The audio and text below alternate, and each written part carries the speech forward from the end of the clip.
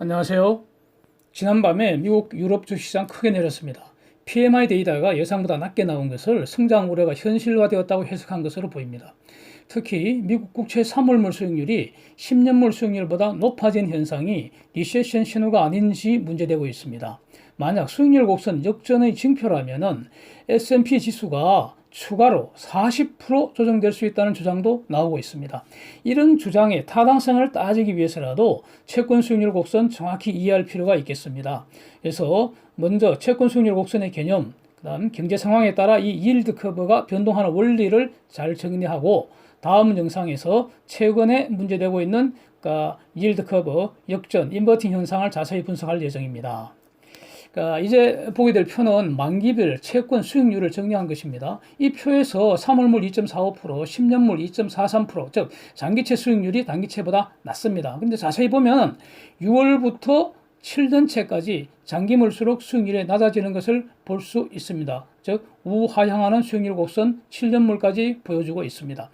이 표의 본질은 채권 시세표입니다. 마치 주식 종류별로 가격을 표시한 것과 본질적으로 같습니다. 그렇다면 수익률 곡선, 즉 yield 커브는 무엇일까요? 이 표를 X축에 잔존기간, 시간축, Y축에는 채권 수익률, 즉 가격을 표시하면 이게 바로 yield 커브입니다. 보시는 것처럼 본질적으로 동일한데 그래프로 표시하면 잔존기간별 수익률 변화, 즉 기간 변화를 한눈에 파악할 수 있게 되는 것이죠. 작년 1년 전과 현재를 비교하면 평탄화 많이 진행되었다는 것을 알 수 있습니다.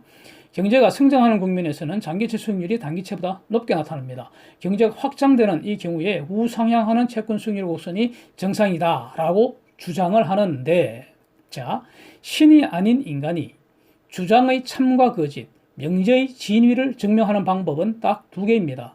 경험칙과 논리칙, 귀납법, 연역법. 이렇죠. 경제 확장 구간에서 yield 커브 우상향한다는 것은 경험칙으로 확인된 것입니다. 이 현상을 논리적으로 설명하는 이론 많이 있습니다. 대표적인 게 liquidity preference hypothesis 또는 market segmentation hypothesis 많이 있습니다. 근데 이런 이론적인 것은 학교에서 공부하시고 실천적으로 중요한 것은 현실 시장에서 수익률 곡선이 시시각각 만기별로 움직이는 그 작동 원리를 이해하는 것입니다. 수익률 곡선 변동시키는 힘 두 개로 정리하는 게 편합니다.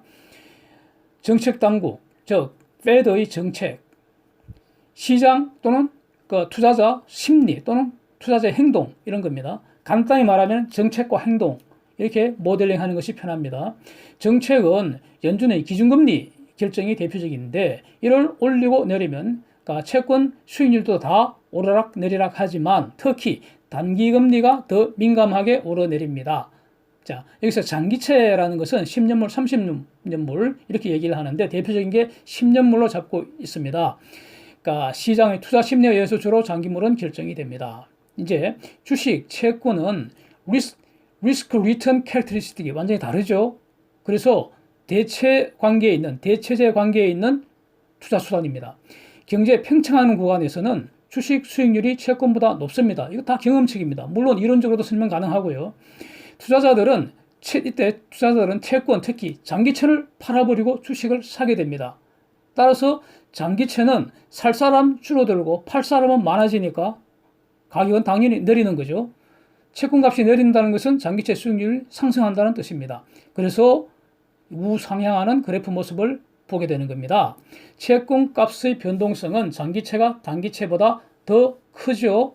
그래서 장기채가 우선 반응하는 것입니다. 이런 것들은 말킬의 반드 프라이싱 시어리 한 5개 정도 정의된 거 있죠. 그걸 여기서 반복하지는 않겠습니다. 반대로 장차 경제가 쪼그라들 것으로 예상된다면 주식에서 수익을 내기 어렵죠. 되게 물먹잖아요.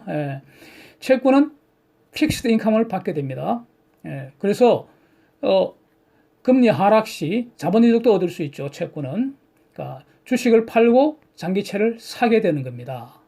하락기에는 장기채 투자 수익률이 더 높죠. 투자 수익률이. 그래서 채권값은 오르고 수익률은 내리게 됩니다. 이것이 지난 금요일에 일어난 현상이죠. 10년물 수익률이 폭락했다는 것은 10년물 채권값이 많이 올랐다는 거 아닙니까? 사람들이 그걸 많이 샀다는 거죠. 주식 팔고. 페드가 기준금리를 올리면 주로 수익률 곡선이 좌측 원점 부근, 즉 단기물의 변동이 심하게 됩니다. 더 민감하게 반응한다는 거죠. 지속적으로 기준금리를 올리게 되면 투자 심리는 위축됩니다. 왜냐하면 위험 자산을 대체할 안전 자산의 수익률이 올라가니까요. 그래서 페드 정책 금리를 서서히 계속 올리게 되면은 채권 시장에서 장기물보다 단기물 수익률이 더 많이 오르게 되고 평탄화 현상이 계속되는 겁니다. 근데 평탄화한 것, 즉 플래트닝 한 것과 역전, 인버팅은 다릅니다. 수익률 곡선 역전이 문제되는 것은 2년물 수익률이 10년물 수익률보다 높아지는 현상입니다. 이것도 다 경험칙입니다. 2차 세계대전 이후 리세션이 나타나기 전 대략 6개월에서 1년 6개월 이전에 2년물 수익률이 10년물 수익률보다 높게 되는 현상이 대체로 나타났다는 겁니다. 대략 한 번 또는 두 번 정도 예외가 있었던 것으로 제가 지금 기억하고 있습니다. 그런데 이번에는 2년물은 2.32%, 10년물은 2.44%. 아직 역전은 아닌데 상당히 평탄화가 지속되었고, 이제 이 주제는 사실은 작년 늦 여름 초가을부터 쟁점이 되었었습니다. 만약 조만간에 10년물 수익률이 한 번 더 크게 내리면, 즉 10년물 채권값이 한 번만 더 폭등해버리면 역전될 수 있겠죠. 이렇게 되면 금년 말 내년 가을 사이에 공식적으로 리세션이 확인될 가능성이 매우 높아진다는 것입니다. 이번 시간에는 수익률 곡선의 개념, 그 변동 원리를 정리를 이렇게 하겠습니다. 다음 시간에 최근 채권 수익률 곡선 평탄화 역전 여부나 경제적 의미 분석하겠습니다. Thank you. See you again.